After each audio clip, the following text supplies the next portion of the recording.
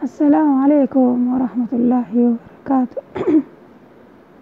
Kabajamtoota jaallatamtoota obbolaawwan koo akkam bultan nagaa keessanii jirtu?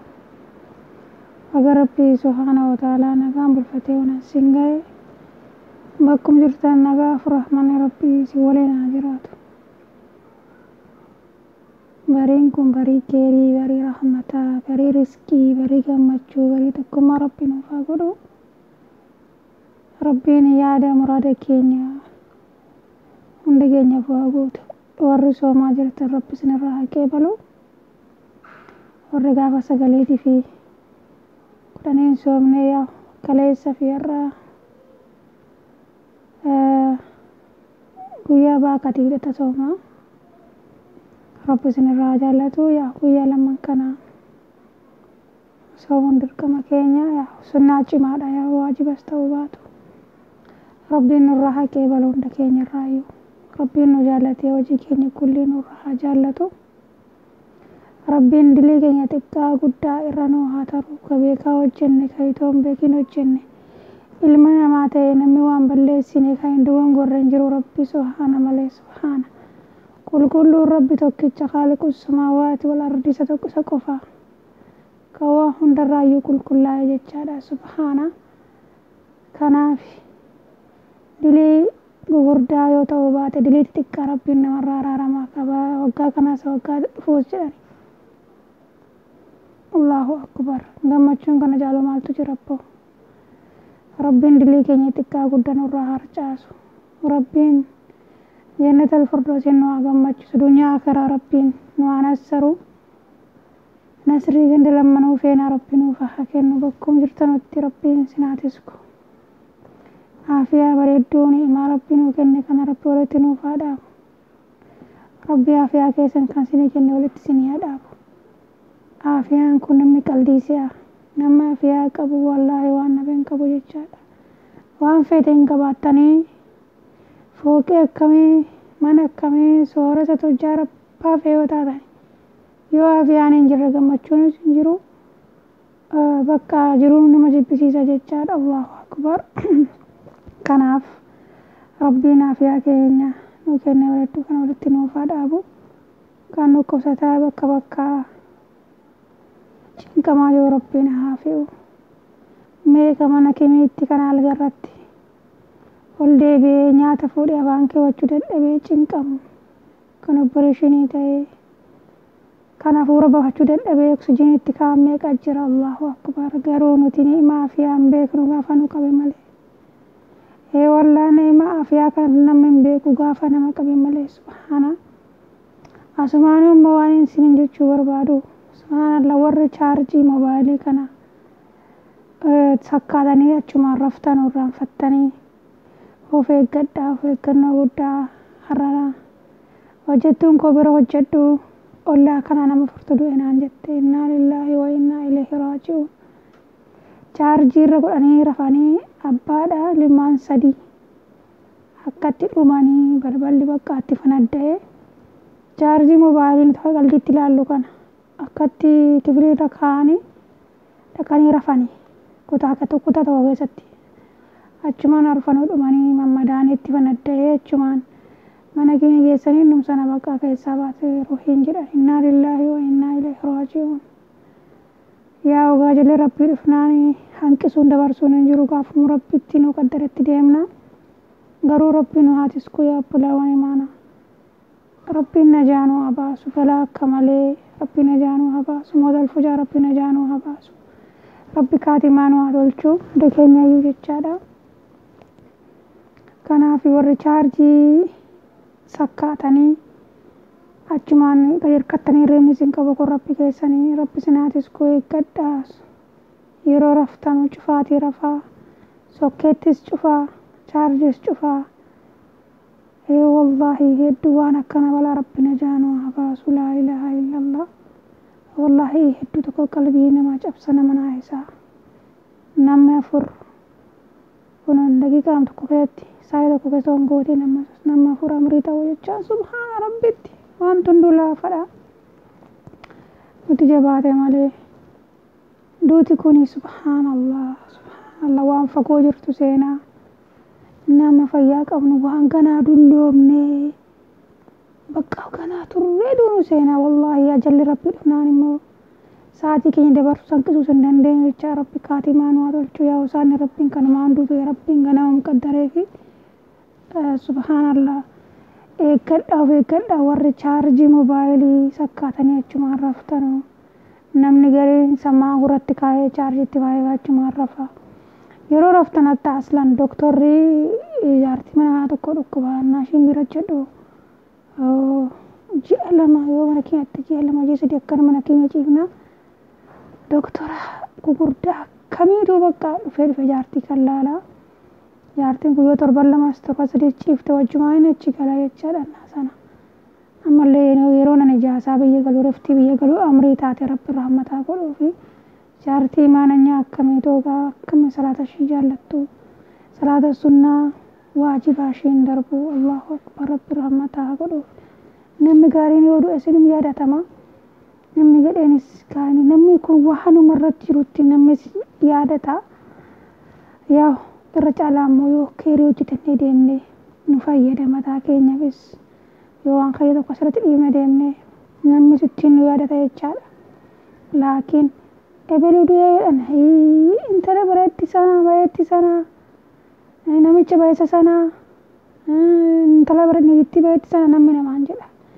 yookiin immoo namicha asaasan niitii asaasan namaan jedha nammoo jecha nama rabbi jibbe namni siin jibbaa rabbi nun jibbe rabbi ofii nu jaallatee uummatas nu haa jaallachiisu rabbi maana ikhlaasa nu haa kennu sodaasaa taqwaa rabbi nu haa kennu rabbiin gala keenya kaatimaa keenya haa tolchu nama jechaan nama galgala tole kanaaf inshaallah du'aa godhaa keessattuu warra sooma afaanii qabdan sirriitti rabbi keessan kadhaa hajirii soomaa rabbi malee namni beeku hin jiru rabbiin malee kadhaanii isa kan biraa waan kan barreessitii garuu kan sooma kanaati dhiisee anumatti dhiisee hajirii soomaa rabbi qofatu beeka subhaana waan akkaan guddaa ta'eef rabbiin guyyaa qiyamaagaa nama hassaba kanaaf obbolaawwan koo hundi keessanuu of eeggadhaa rabbiin waatis guyyaa si yaadachiisuma malee si mul'uun hin beektu laa ilaaha illallah garuu hedduu tokkoon naaniitiin akka jettu jedhan ishii sirrifatanii ollaa sana nama furdee takkaa dhumannaa jettu ishiin eebbisuu dhatte ishii mirgi kun ollaa ishii eebbisuu dhatte lafaate yaqqanii ittiin hin boochi jette gidde takkaa kun nama furdhabde abbaa warraa ishii ijoollee sadii innaa lillaahi wa innaa ilaihi raaji'uun musiibaan beekni karan beekne rabbiin nurratti fidini rabbiin immoo warra musiibaatti dhufe warra sabaruu rabbiin jaallata wallah yeroo musiibaan qabu nutti dhufe nuyi deddafnee karaa rabbi keenya deebi'uu qabna innaa lillaahi wa innaa ilaihi raaji'uun jechuu qabna yaa rabbi ajirii intinaa godhi sabrii intinaa godhi musiibaan natti dhufe kanatti yaa rabbi ajirii naa kenni sabrii naa kenni rabbii keenya kadhachuudha malee iyyinee of kaballee of cirree abbaan feenurraa amrii ta'e daangaa shari'aa keessaa bahuu hin qabnu jechaadha namni rabbitti amane innaa shari'aan islaamaa kun alhamdulillah waa hunda nu barsiisee rasuulli rabbii waan hunda nu barsiisanii waan hundumaa tartiiba akkaataa hunda nu barsiisanii wallaahi dubartii boochee nama boochiftu akkaan jibbamtuudha dubartii boochee nama boochiftuuf kabaltuuf of reebdu rabbiin guyyaa qiyaamaa surree reenjiin beektu miti reenjii asfaaltirra kan tolchan kan surree reenjii sanatti kaayee akkasitti rabbiin gubaadhani rabbiin ajaanuu haa baasu kanaafuu keenya duuti keenyas gammachuun keenyas daangaa qaba wasana bahuu hin qabnu kanaafuu diiniin keenya diinii giddu galeessa diiniin keenya diinii waan hundaanuu guutuudha jechaadha kanaafuu nuyin rabbiin wantoon gosa uummataa nuun jedhe uummata giddu galeessa nuti jechaan uummata daangaa darbee rabbitti dalasiisus miti uummata da'iif ammoo waan beeknes miti yaa dayyuusa jechaan dayyuusa namaa jechaa alhamdulillah uummata giddu galeessa argatus gammadus gadditti dhufus naasunitti dhufus gammachuutti dhufus giddu galeessa kanaaf diiniin keenya diina giddu galeessa nuti uummata giddu galeessa uummata daangaa rabbii irraa bahee miti jechaadha kanaaf obbolaawwan koo hundi keenya bakkuma jirutti rabbii keenya haa sodaannu, bakkuma jirutti wal haa kabajnu, wal haa jaallannu, du'aayii waliif haa goonu, bakka hin taane miidiyaa hin taane hordofnee bakka rabaa haa baqannu. Wallaahi umriin banii adam kun ummata Muhammad kun gabaabaadha. Gidduu 60-70 kaan 20-30tti du'a. Lakkoofsa qaba namni 100 gahuu jechaadha. Kanaaf obbolaawwan imaanaa rabbiin imaana nu haa kennu. Sooma keenya salaata keenya rabbiin nurra haa qeebalu, rabbi addeetti nurra qalbiitti imaana nu haa kennu. Kanaaf yaada rabbi haasa haa deebisuuf karakkate rabbi rakkina haa baasu. Aboo bismillah kabeela rabbi beela haa baasu. Ummata keenya biyya adda addaatti beelaan dhumaa jiranu kara baalee kana kara isa Oromiyaan keessa guutuun wallaahi biyyi cinqii heddurra jira. Warri beelaan akkatti du'anii daa'ima fa'i nama jabannaa haati fa'i dhiyoo kana mucaan haadha duute naa hodhu warma hodha haati duute inni mucaan irra cise todha. Booyee mammaatti mataan kun dhukkuba yoo dheen gaddamoo waan kan kahin arge laa ilaaha illallah. Waan takka qoonqoo balaan hin jiru waan biraan obsu. Qoonqoo kan danda'aniin obsan rabbiin beela kana rabbiin ajaanu haa baasu. Rasuulli rabbiitu yeroo kadhatan Allahumma inni a'uudhu bika minal juu jedhu.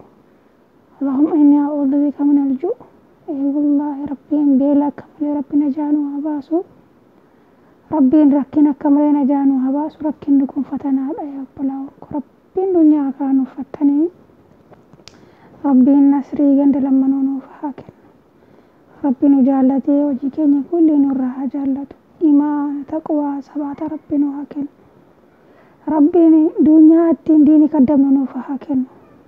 Dunyaa miskiinaa aboo laannu kan dhabaadha laannu kan aboo bismillah dunyaa karaa masgida rabbitti ijaarru kan wafqii rabbiittiin ijaarru kan jeenata bitannu rabbiin nuuf haa kennu. Dunyaa doqna nama gootu rabbiin nutti hin kennin. Dunyaa aboo bismillah irraan tuquna itti dabalaa malee nama gootu rabbiin namatti hin kennin.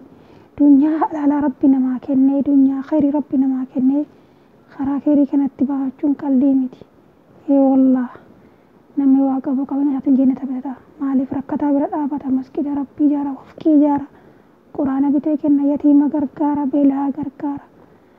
Wallah namni dhabaan immoo laa ilaaha illallah. Hedduu dhabni kunis hedduu kan nama qabdi dhabni nama dhoskiti.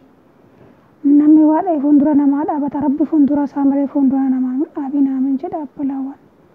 Warra afaan soomaa afaan qabban fa'i.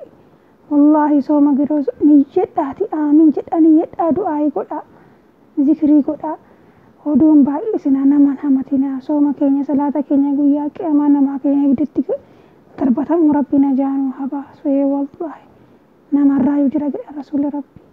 Kan hojii isaa kekkeerii salaata isaa maal isaa akka gaara kanaatti guyyaa qiyaamaa filatee dhufee garuu immoo kan bowwaatti darbatamu jedhan maaliifi hojii isaatu kilaasa hin qabne akka gaara bubbee rabbi jala akka gaara daaraa bubbeen bute rabbi rinnu jalaan godhini. Maaliif wanti hunduu kilaasa barbaada rabbiif jecha barbaada. Hojiin keenya kamuu rabbiif jecha ta'uu qaba. Wallaahi wanti na argaa riyaan keessa jiraate rabbiin hin jaallatu. Wallaahi garii keessatti inni harka mirgaatiin kennitu harki bitatu sin argin jedhama. Waan tokko dhoskinee nama haa goonu rabbi dhoskeenuu kenna.